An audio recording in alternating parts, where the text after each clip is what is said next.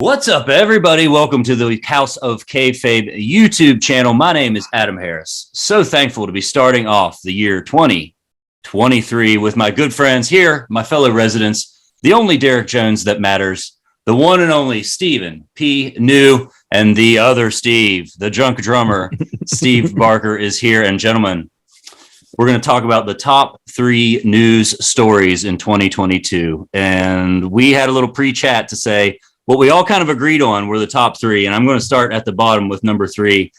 I think we got to start with Cody Rhodes jumping ship to WWE. Did you think it was going to happen, Stephen P. New?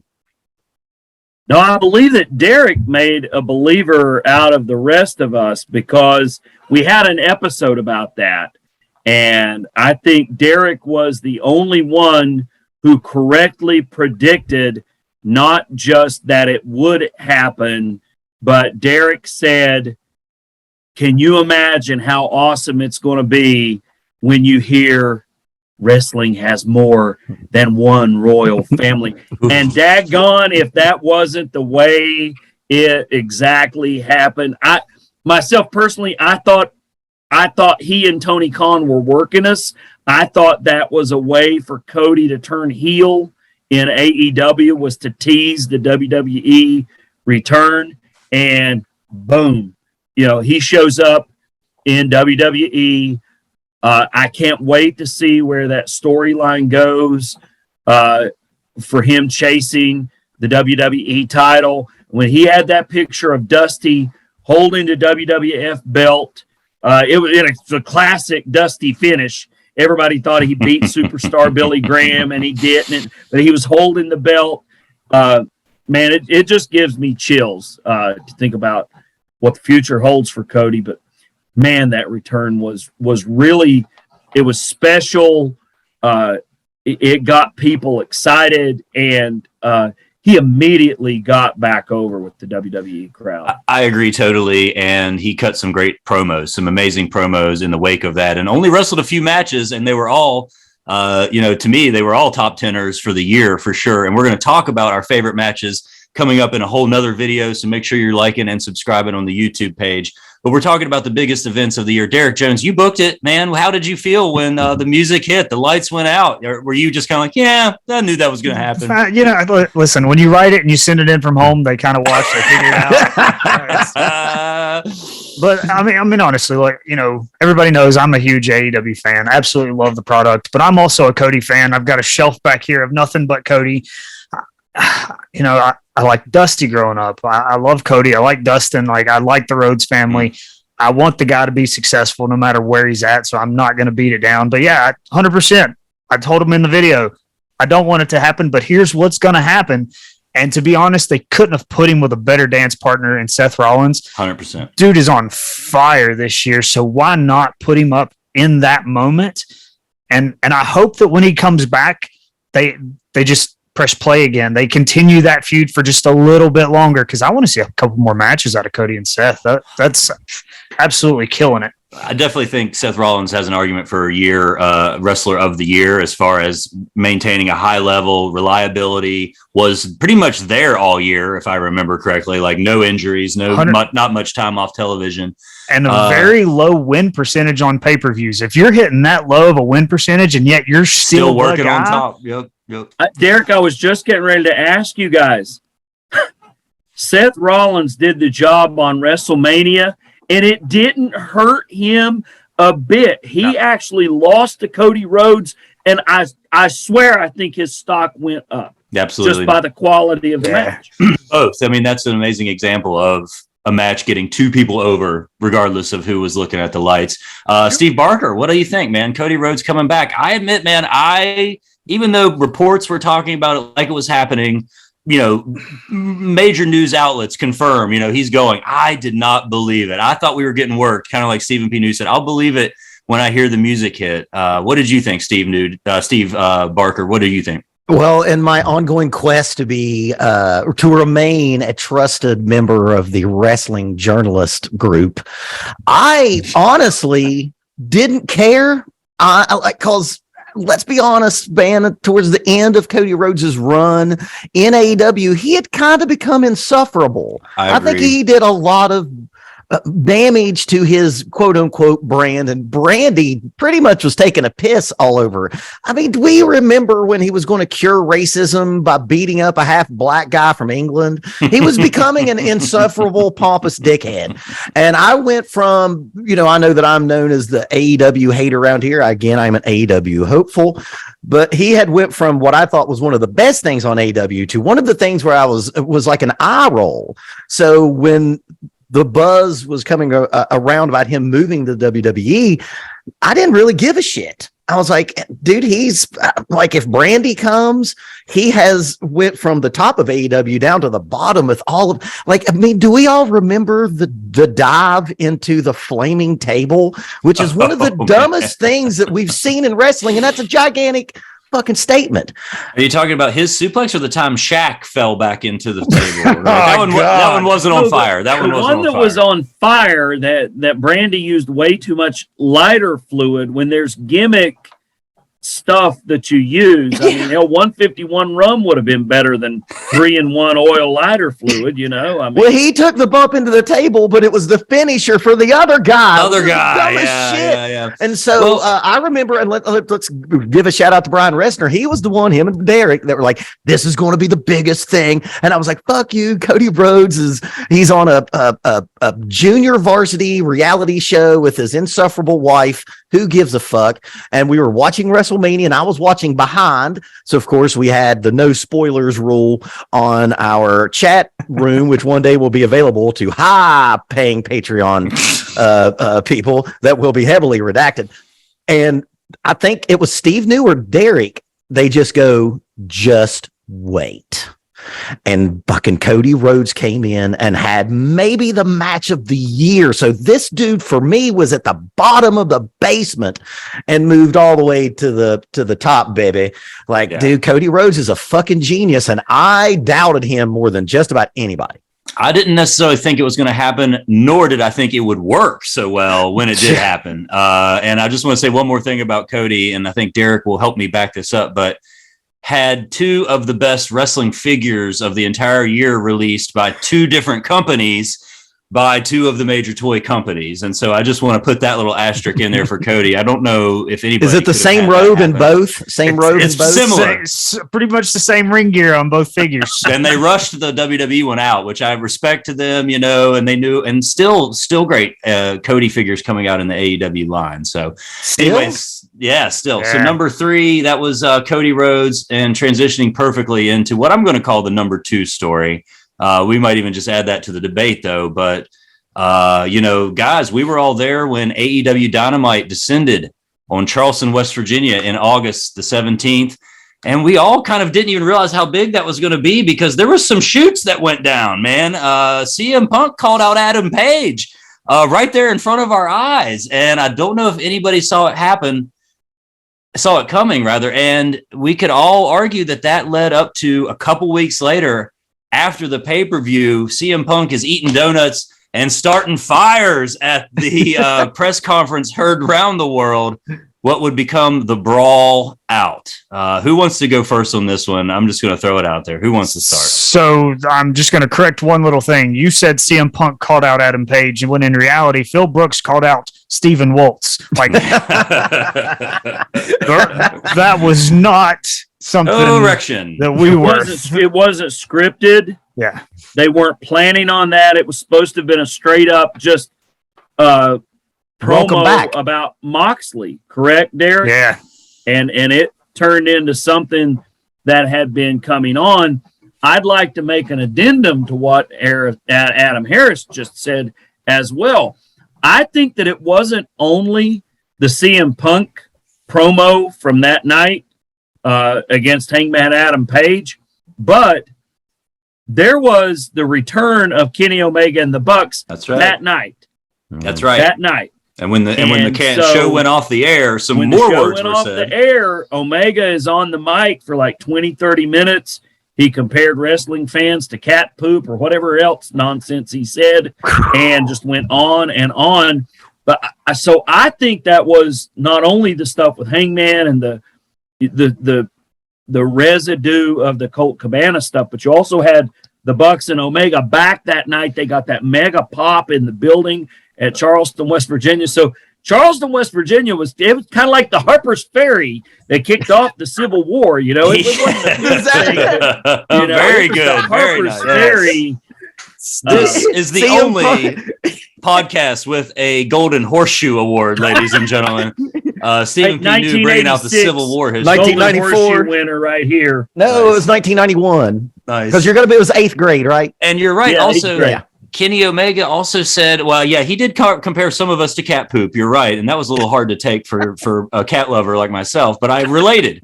But he said, we're not tribute artists. And I think that was part of one of the digs, because there were those great classic moments, which I love personally. And I think others in the House of Kayfabe will back me up. I personally love the tributes to Bret Hart and the 1, 2, 3 Kid in those matches, like from FTR and from CM Punk and those guys. If you want to call them a tribute artist, then call me a tribute artist lover. Well, it was hypocritical because aren't they the same people that's been using this for years and does, you know, this Too sweet shit? me, So bro. they do they do the same thing, right? I think because that wasn't televised, and it was, of course, out on the internet because all the AEW marks videotaped it, recorded it, and put it on YouTube. But that was. I think we're going to find out somewhere in January. It's just a fucking guess that I'm having, that we're going to find out how this all resolves. And I think that what's really funny is watching all of the other trusted member of the wrestling journalism circle just pull shit out of their ass. I think this is a done deal. I think CM Punk is not coming back. CM Punk is a man who has integrity. And he doesn't care. Like, look, if he didn't care to burn down WWE, did you think that he would think twice to burn down a company that's been around for 3 years or 4 years?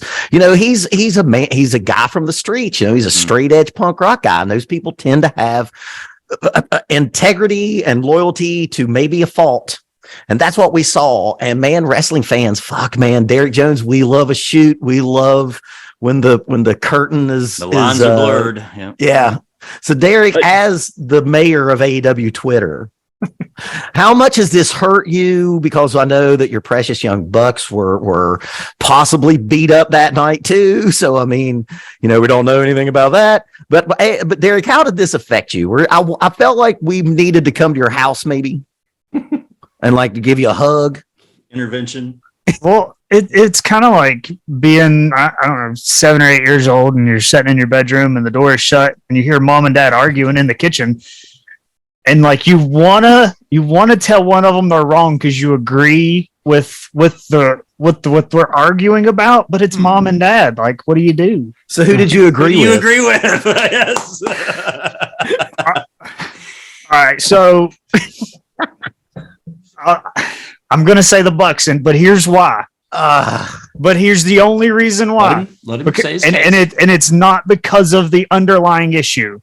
It's because that CM Punk flat out said, if you have a problem with me, come to my door. And by God, they went to his door. Listen, if you tell somebody to punch you in the face and they punch you in the face, don't cry about it. So Stephen P. New, transition that into the law side of things. In our chat, we've talked a little bit about, does CM Punk have any perceived privacy in that dressing room? And does that apply if you just said, if you have a problem, come catch me backstage? Well, I don't think that CM Punk meant before I shower, while I'm hurt. Okay. All right. You can't With your lawyer. You can't assume to know what he thought. With your lawyer. Sure. And right, Mega's the one that took them down there. And as I said, when I recorded with Stephen Barker, she should have been the grown-up in the room. She should have de-escalated everything. Now, let me tell you guys what should have happened. Tony's out there still at the table. Mega should have de-escalated it. Tony should have gotten everybody together the next day and said, shake hands. We're going to make a shit ton of money off of this. And next week, it's going to be CM Punk versus FTR, or CM Punk and FTR versus Omega and the Young Bucks. And we're going to book it the way that I say. Whoever's going over is going over. If anybody gripes, bitches, complains, anything else, you're fired. But we're going to make a bunch of money off of this. Now, shake hands, go out of here, be professionals. And that's what should have happened. But Mega taking the Bucks down to Punk's dressing room where he did have an expectation of privacy. There was Lucy, Ace Steel's wife, was in there injured. And so, I mean, there's much more to come about that, but it's going to be real interesting to see. Yeah, this one definitely has a to be continued on that. You know, we didn't even talk about some of the antics in the matches since Kenny Omega came back. Right. You know, the biting of the arm. You know, this one's going to be. We're still going to be talking about this one a year from now, probably, boys. So stay tuned to the House of Kayfabe. And don't forget, Punk's actually hurt. They would have had to have taken the title off of Punk, because he came back premature on the ankle. So many factors, yeah. And he has the torn tricep. So even though they put the belt on him at All Out on September 4, they would have had to have taken it right back off him, had another tournament or interim champion, as Tony is wont to do, things like that. But when he gets medically cleared, it's going to be real interesting to see what happens. So we've already talked about the top three, or two previous in the top three stories of the year. We talked about Cody Rhodes returning. We talked about Brawl Out, and we're going to get to the number one story of the year, unquestionably, as far as I'm concerned. Be sure to like and subscribe. We're going to have videos out soon covering our favorite matches of 2023, and we're also going to do a little memoriam to some of the people that we lost. So be sure to check those out on the House of Kayfabe story here on the YouTube channel. And Vince Kennedy McMahon stepping away.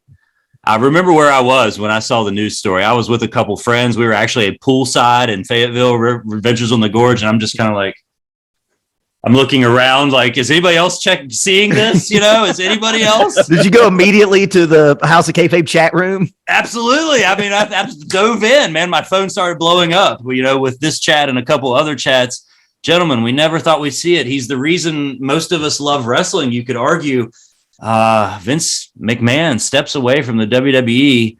I never thought we would see the day, especially without obituary attached to it. Honest to God. But you know, we did a video on this. Go check out some of our past videos. We do have some evergreen content back there. And I said it then, and I still believe it. It was going to be this way. Vince McMahon wasn't going to go out with any kind of dignity or you know, any kind of fanfare. It was going to be something seedy and gross and ew like this. It was the only way that Vince McMahon was ever going to be taken out of that office. And I think that we probably should talk about the secondary part of this is, you know, after this is Triple H taking over, what we think that, you know, how that's worked out.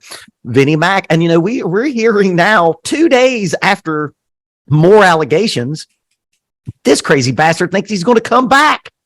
There are rumors of Wall Street, that bullshit Stephen P. New reads, Wall Street Journal fucking reports that this crazy motherfucker, who is now a pariah, like, you know, look, it's seedy. This motherfucker basically had paid in office prostitutes who, so far that we know, all agreed to the situation. So there's that. And to the non-disclosures. And to the non-disclosure agreements.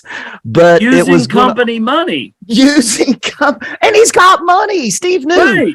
If you were to do this in your office, you would spend your own money, not the law office's money, right? Yes, I would, and I wouldn't ask. Well, I'm not a publicly traded company, but I wouldn't want a situation where that would have to be disclosed to the SEC, the Securities and Exchange Commission. Wife. I wouldn't ask my accountant to deduct that on my taxes as a ordinary business expense. None of those things, you know, what I want. It's like a medical rejuvenation therapy. There it is. I was like, how could you write this off? And he found it.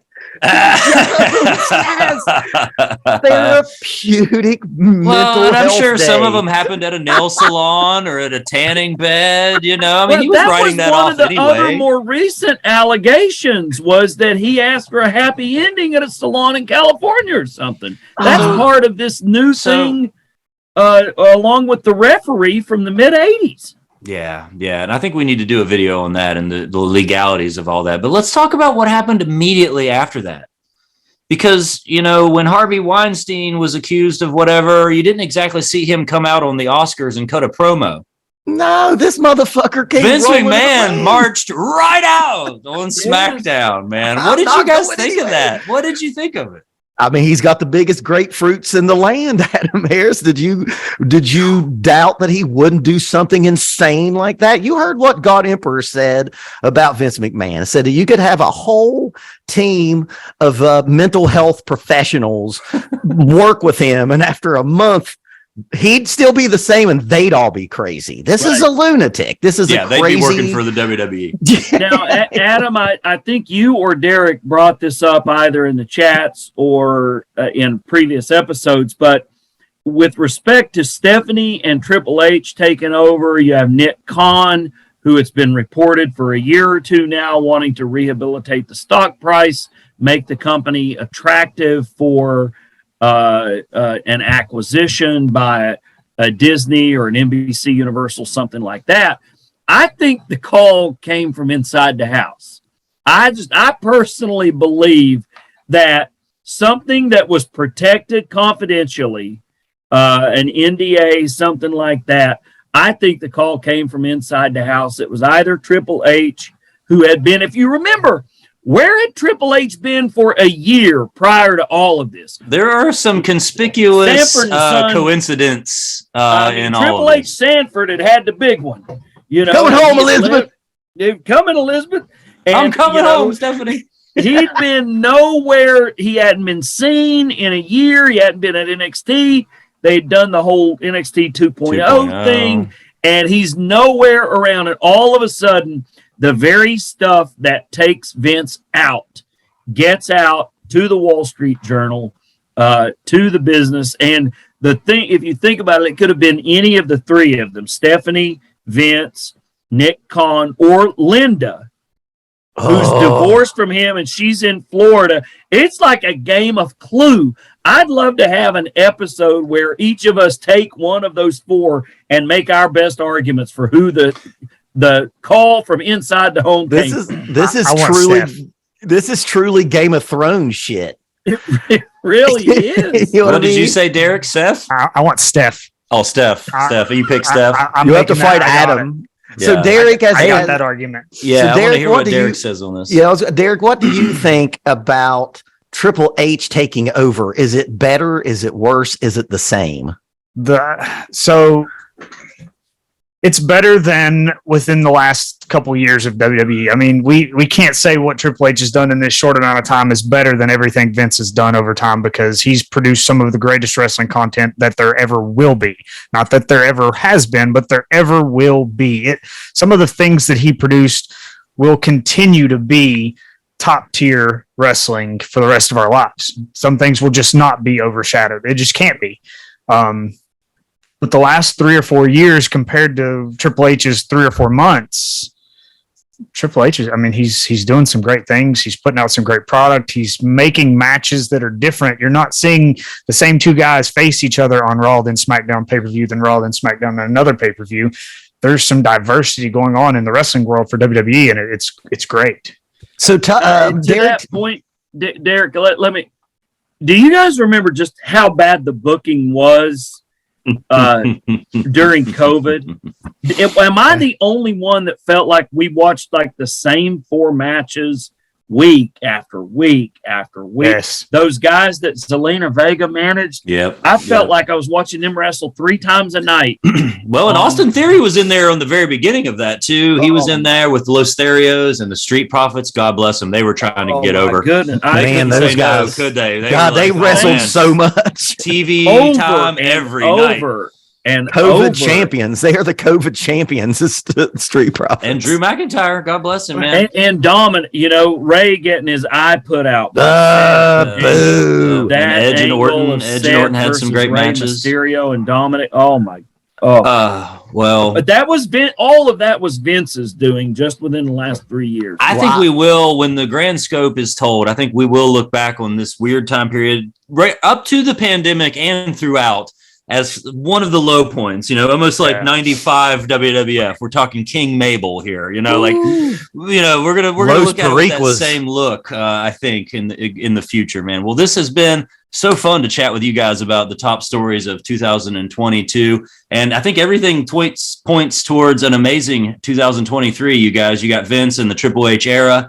What's Cody going to have? Is he going to have the banner year of anybody in 23? It's possible. This could be the year of Cody Rhodes. And then there are still lots of things still to come from the Brawl Out. This has been the House of Kayfabe. For Stephen P. New, for the other Steve, and the only Derek Jones that matters, I'm Adam Harris here in the House of Kayfabe. Like, subscribe, and be sure to check us out next time here on the House of Kayfabe.